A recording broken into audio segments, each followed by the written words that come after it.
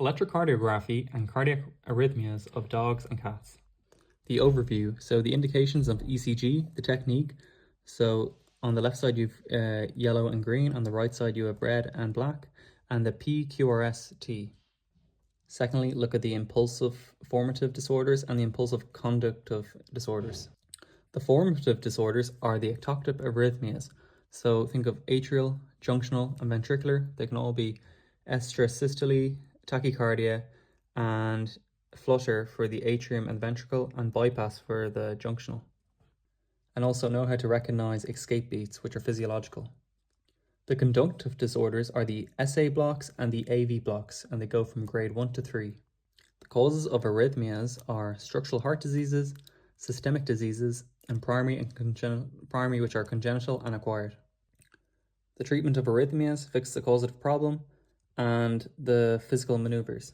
The drugs for arrhythmias are sodium channel blockers such as lidocaine, beta blockers such as atenolol, potassium channel blockers such as amiodarone, and calcium channel blockers such as verapamil, and the unclassified drugs such as digoxin and atropine.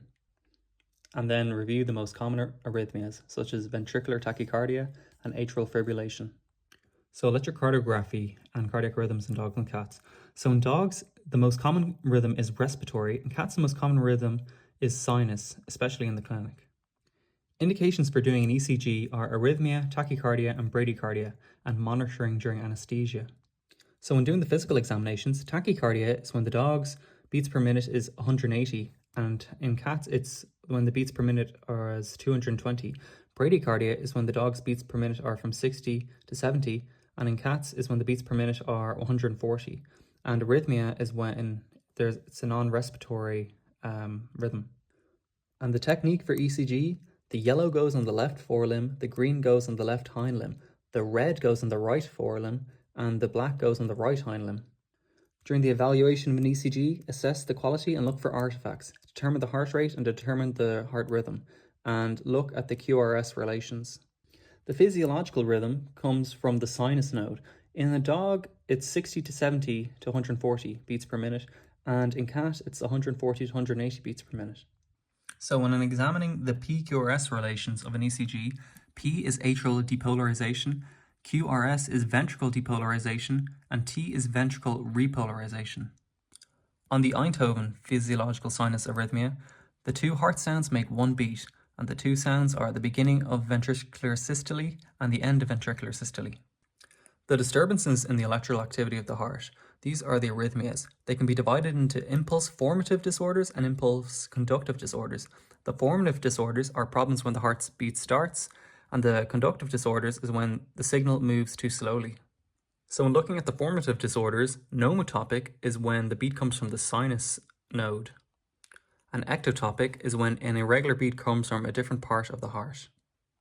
This can be atrial extrasystole, which is an extra beat from the atria, or atrial tachycardia, which means a fast heartbeat comes from the atria, or it can be atrial fibrillation or atrial flutter, which is a disorganized fast beat from the atria. These are the supraventricular ectoptic heartbeats. But you can also have ones that involve the atria and the ventricles, such as a junctional extrasystole, which is an extra beat coming from between the chambers, and a junctional tachycardia. And you can also have an atrioventricular reciprocating tachycardia, which is abnormal electrical communication caused by a bypass. And a bypass is an abnormal electrical pathway that passes the normal route. And for the ventricles, you can also have ventricular extrasystole, ventricular tachycardia, and ventricular fibrillation and ventricular flutter. If you see something abnormal on an ECG, you have to first exclude escape beats, which are physiological. These are slow, a long pause, and an abnormally large QRS. There are two types of premature beats, atrial extrasystole and ventricular extrasystole. In the atrial extrasystole, it's an extra beat coming from the atrium. You have a normal looking QRS, but you often see a P wave that might be slightly different from a sinus P wave. In ventricular extrasystole, you see an abnormal looking QRS. It's wider than normal, and there's normally no P wave, and the T wave is also different. So these were the impulse formative disorders. Now these are the impulse conductive disorders. They involve a low heart rate. So you can have an SA block or a sinoatrial block. This consists of a pause in the ECG. Then you can have AV blocks. The first degree AV block is a slow or delayed conduction. The second degree AV block is there may not be conduction. So you can see two P waves blocked in a row.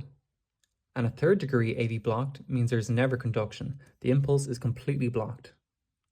The causes can be physiological or drug-induced or toxicosis or increased vagal tone. The causes of arrhythmia. So in heart disease, you can have atrial fibrillation and ventricular arrhythmias, especially in congestive heart failure. It's very often seen together with DCM in Doberman. In systemic diseases, renal failure, urethral obstruction, Addison's, digoxin overdose and anesthesia, sepsis, trauma, and hypovolemic shock can all cause arrhythmias. And primary, which is congenital or acquired diseases, in boxers and bulldogs and cats, they can get arrhythmogenic cardiomyopathy.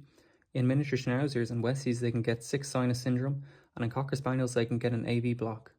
And labs and boxers can get atrioventricular accessory pathways. These are the junctional bypass. So the treatment of arrhythmias, you diagnose with ECG, you determine whether it's tachy or bradyarrhythmia, and you see if it's supraventricular, such as atrial, or ventricular. Most arrhythmias are benign and not treated. Usually we don't treat them, especially if they're non-frequent atrial or ventricular extrasystoles, or if they're first or second degree AV blocks. So in treating arrhythmias, first is a causative treatment.